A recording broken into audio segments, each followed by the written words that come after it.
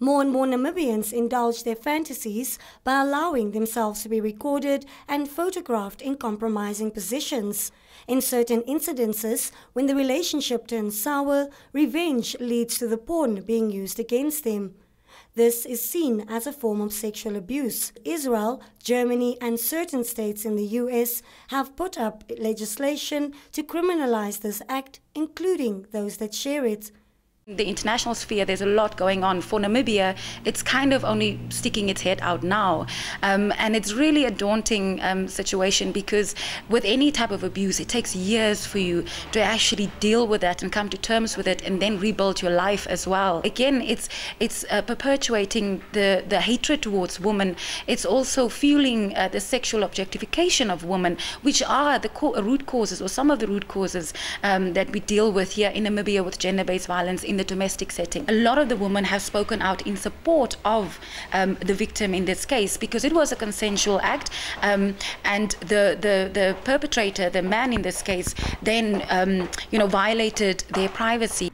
In 2013 and 14, cases of young school-going girls filming themselves in sexual positions and performing sexual acts that were then distributed without their consent were reported.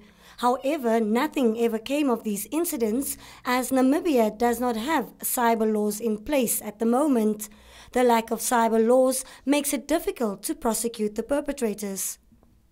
I don't think you can ever protect yourself against falling in love and trusting somebody, but I do think that women should be more cautious about the media around them. It's become, smartphones has become a multimedia platform and a multimedia tool. So sometimes you're unaware that this person is filming you, and sometimes you are aware, and it's a consensual act that you're making a sex tape. But I think that women just need to be a lot more cautious and try not do it if at all possible. It took over social media for the past 2 days, this specific story, and in a way I'm glad, because it raises more awareness, and it also sort of says, the gender-based violence we fight in the domestic setting, it's not just going to stay there. And if we can't even address that, how do we deal with this?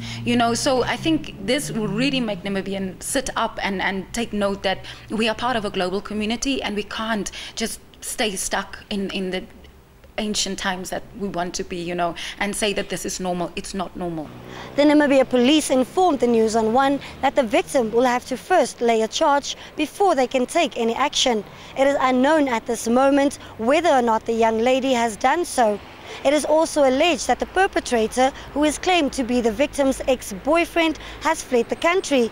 When indulging in intimate relationships or acts of this nature, one should be cautious at all times. As evident with this case, it can backfire with catastrophic consequences. Reporting for the News on One, I'm Brumelda English.